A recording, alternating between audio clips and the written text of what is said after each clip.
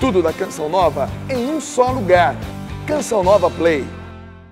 O Senhor esteja convosco. Ele está no meio de nós. Proclamação do Evangelho de Jesus Cristo, segundo Marcos. Glória ao Senhor.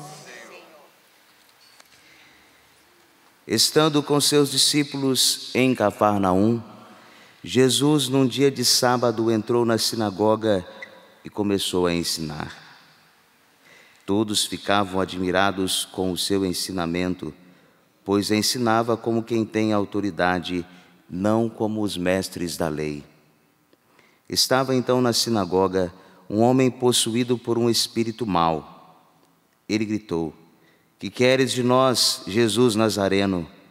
Vieste para nos destruir? Eu sei quem tu és o Santo de Deus." Jesus o intimou: "Cala-te e sai dele." Então o espírito mau sacudiu o homem com violência, deu um grande grito e saiu.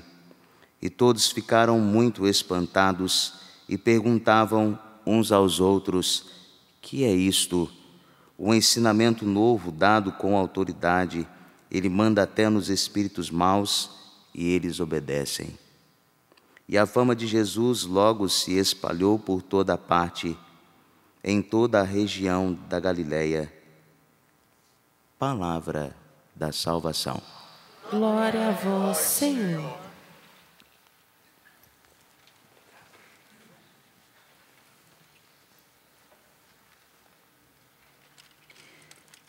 Nosso Senhor Jesus Cristo, de acordo com a primeira leitura que nós ouvimos,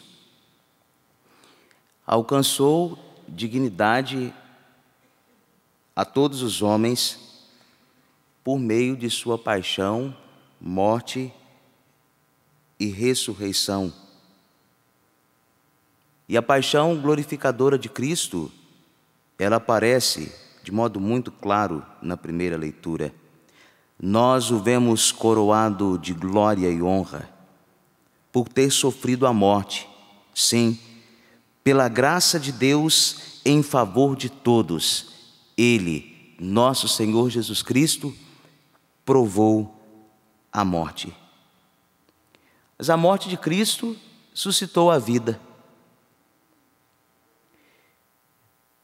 A morte de Cristo, este abaixamento, kenosis, este movimento no qual Deus se esvazia, suscitou a glória para manter viva a nossa esperança. E todos nós deveríamos pedir a Deus a graça de orientarmos o nosso coração por esta esperança e nos perguntarmos: das minhas mortes, eu tenho a coragem de gerar a vida? Da minha dor, do meu sofrimento, eu sou capaz de gerar a glorificação de Deus? Porque nosso Senhor no Evangelho, Ele vai manter viva a esperança de um homem. Num dia típico de atividades, nós encontramos o ensinamento com liberdade e muita franqueza, e o gesto libertador do Cristo. Todos ficaram admirados, porque nosso Senhor Jesus Cristo fazia o que Ele dizia. Existe uma conformidade entre aquilo que Jesus falava, esta força da palavra, até porque Ele é o Verbo, é a palavra encarnada, e o gesto. Ontem eu explicava que Jesus, Ele é capaz de criar um mundo novo a partir da palavra, e com o gesto Ele corrige o mundo que nós carregamos dentro de nós. E nós somos chamados por Deus a dar resposta a esse processo que Deus realiza em nós, que se chama vocação. A vocação é uma resposta a este amor que Deus manifestou a partir de nosso Senhor Jesus Cristo. E todos ficaram admirados porque Ele fez aquilo que Ele disse. Ele se revelou como mais forte. A partir do momento que Ele venceu aquele poder que oprimia o homem. Porque nosso Senhor Jesus Cristo, Ele é o enviado definitivo do Pai para manifestar o poder do Espírito e a força da palavra. Por isso, a palavra de Jesus, ela tem tanta força. E por meio da palavra, Jesus, ele conseguiu reintegrar o homem na sua dignidade e na sua liberdade.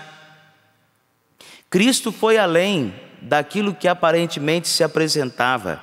Ele conseguiu ver o coração daquele homem e descobriu os males que se ocultavam dentro dele.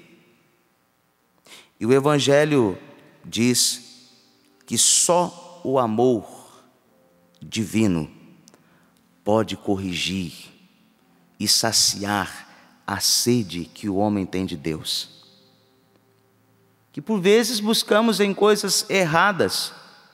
E Deus, mais uma vez, Ele tem a iniciativa de visitar o nosso coração, de perceber, de ver no nosso coração aquilo que nós carregamos, e com muita sinceridade Deus vem ao nosso encontro.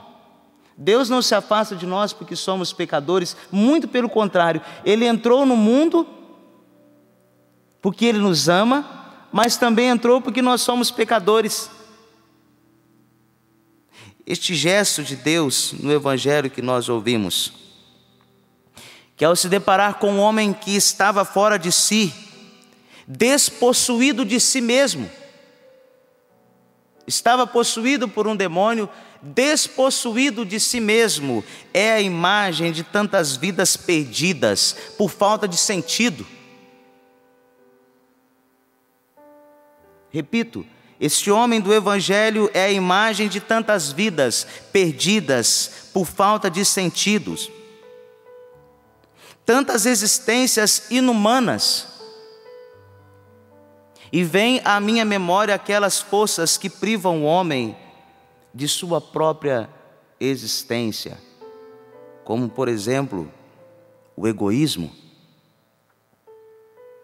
A pessoa egoísta, ela é privada de si mesma. A injustiça, o desespero, o fatalismo, a indiferença. Quantas pessoas são privadas de si mesmas por esse processo que se chama indiferença? Bem simplesmente, como se dá o processo da indiferença? Quando nos acontece alguma coisa, a gente diz assim: meu santo não bateu com o santo daquele lá. Não sei por quê. E aí a gente começa a tratar a pessoa com frieza, com indiferença. Cristo, muito pelo contrário, viveu aquilo que torna o homem possível. É possível viver bem. Por isso Jesus, ele viveu o amor, a participação nas alegrias e nas tristezas humanas, nos desesperos.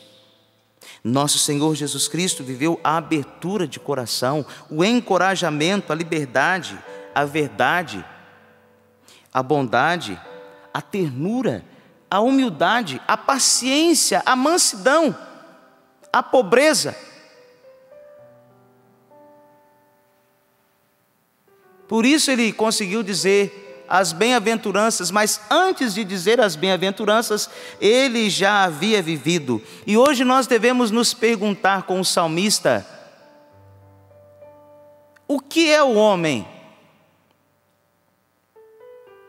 O Evangelho responde: na frente daquele homem miserável, marcado por uma situação de possessão, está um outro homem.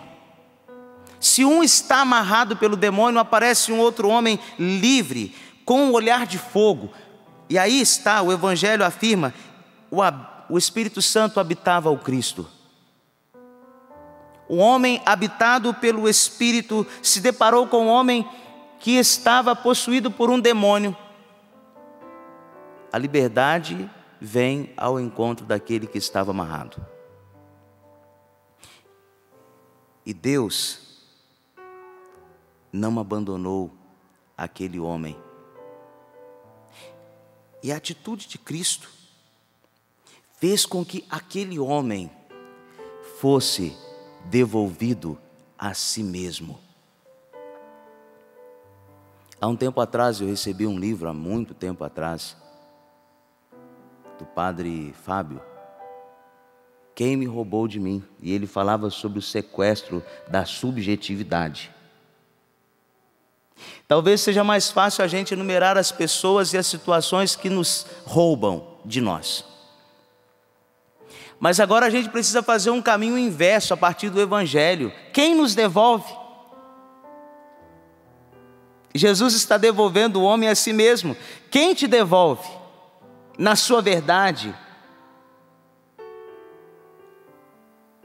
Ontem estava com 3 pessoas que cada qual do seu jeito me devolve. Mas por que não falar das nossas mães que nos devolvem apenas pela capacidade que elas têm de nos olhar? E com o olhar elas nos devolvem. Dos nossos pais, dos nossos amigos. Aqueles que são casados, o esposo vai ter que lembrar da esposa que muitas vezes te devolve na sua bondade, mas também naquelas coisas mais difíceis. A esposa vai ter que se recordar sempre que todas as situações o esposo ele tem essa oportunidade não de te sequestrar, de te roubar, mas de te devolver.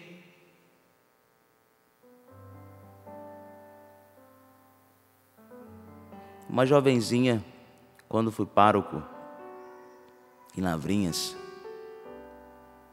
ela estava conversando na missa e eu chamei a atenção dela. Passaram-se uns 7 meses. Estava lá atendendo as confissões na paróquia. E ela apareceu lá. E depois de todas as confissões, ela disse assim: preciso falar uma coisa com o senhor. Eu, pois não, minha filha, pode falar. Eu acho o senhor um padre insuportável.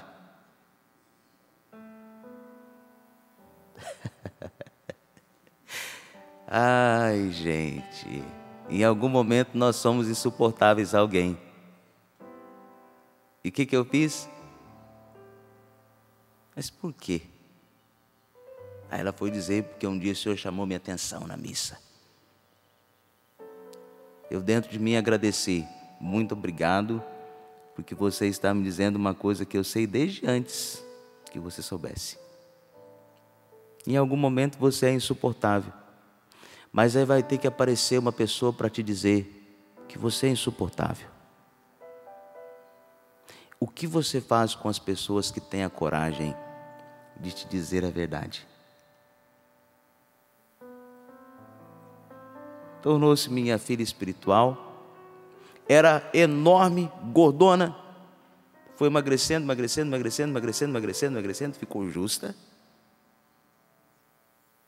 E agora, com o auxílio desse pobre padre, vai se formar em direito.